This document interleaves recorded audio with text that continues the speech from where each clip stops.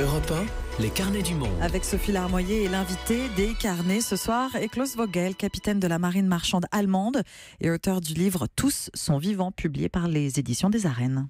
Bonsoir Klaus Vogel. Bonsoir. Merci d'être avec nous ce soir. Tous sont vivants, c'est un livre témoignage, celui de votre parcours, qui vous a amené il y a environ 2 ans à vous lancer dans une aventure et de fédérer beaucoup de monde autour de vous. Vous avez trouvé et affrété un grand bateau qui s'appelle l'Aquarius, que beaucoup connaissent maintenant. Vous avez créé l'association SOS Méditerranée pour sauver des migrants de la noyade.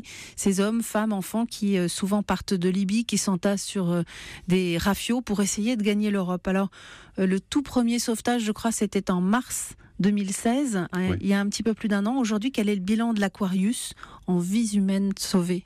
On a sauvé presque 20 000 personnes.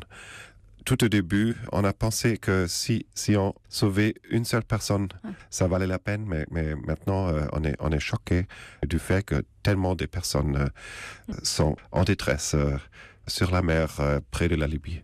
Vous avez vécu ensemble beaucoup d'émotions en un peu plus d'1 an sur la mer, des sauvetages réussis, des échecs, des naissances à bord.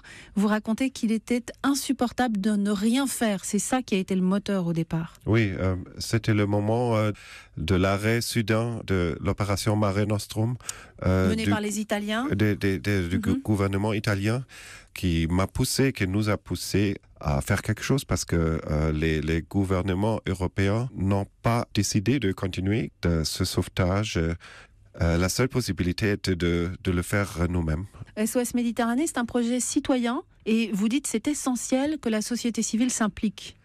Oui, parce que la participation et la présence de la société civile vraiment changent les choses. On comprend mieux si on participe. Ce qu'on découvre dans votre livre, Klaus Vogel, c'est que votre carrière de marin a été entrecoupée par de longues périodes d'études, et notamment d'études de l'histoire. Vous avez beaucoup travaillé sur l'histoire, en particulier l'histoire de la Seconde Guerre mondiale, et vous écrivez dans votre livre que la violence commence là où s'arrête l'empathie, et que retrouver l'empathie, c'est absolument essentiel. Oui, absolument. Je crois que l'empathie, ou on peut dire l'humanité, doit faire partie de l'approche politique lui-même. En ce moment, on est enfermé dans l'angoisse et avec une perspective qui ne fonctionne plus. Ça vous inquiète, la montée des populismes qui va à l'encontre de votre démarche ? Je crois que le populisme négatif, c'est l'angoisse, c'est la malcompréhension. Ils connaissent pas les gens en détresse. Il faut rencontrer les gens pour changer son avis. Vous racontez d'ailleurs qu'il y a un membre de votre équipage qui, au départ, est embarqué avec vous, qui est ukrainien et qui ne comprend pas très bien votre démarche, qui ne comprend pas très bien ce que vous faites, qui est méfiant. Et cet homme-là a beaucoup changé au contact. Oui, absolument. C'était Alex, notre second. Et il a eu peur. Il a eu peur des terroristes. Il pensait qu'ils avaient des armes. Et puis, il a réalisé la détresse complète de ces gens. Il a complètement changé. Et maintenant, il est fier de participer à ce sauvetage.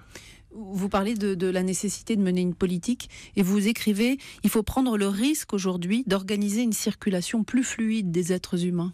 Aujourd'hui, on se concentre sur la fluidité de la monnaie, la fluidité des biens, mais les hommes et femmes et les enfants, ils sont pas libres d'aller là où ils veulent aller. Il est clair qu'on peut pas ouvrir toutes les frontières, mais quand même, il faut une politique intelligente d'ouverture. Il faut définir les critères et ouvrir à les personnes les plus en détresse et aux personnes dont on a besoin. Et toute cette politique doit être évoluée ensemble en Europe.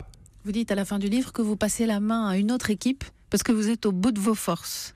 Oui, c'est vrai qu'on ne peut pas sauver toujours, c'est trop fort, c'est trop choquant aussi. Il faut partager ça et il y a beaucoup de personnes qui nous soutiennent, qui travaillent avec nous et qui prennent le relais. Donc, on est bien ensemble. Alors justement, on regarde devant et pour que l'Aquarius soit à l'eau, c'est 11 000 € dépensés chaque jour. Vous avez démarré avec une opération de crowdfunding, de financement participatif, il y a presque 2 ans. Et maintenant, il y a besoin encore d'argent. Vous avez lancé un appel hier, l'appel du 8 juin. Oui, il faut des soutiens en plus pour continuer le sauvetage de l'Aquarius en ce moment. Merci beaucoup Klaus Vogel. Merci et bonne continuation à vous sur les mers et ailleurs. Merci beaucoup. Et pour ceux qui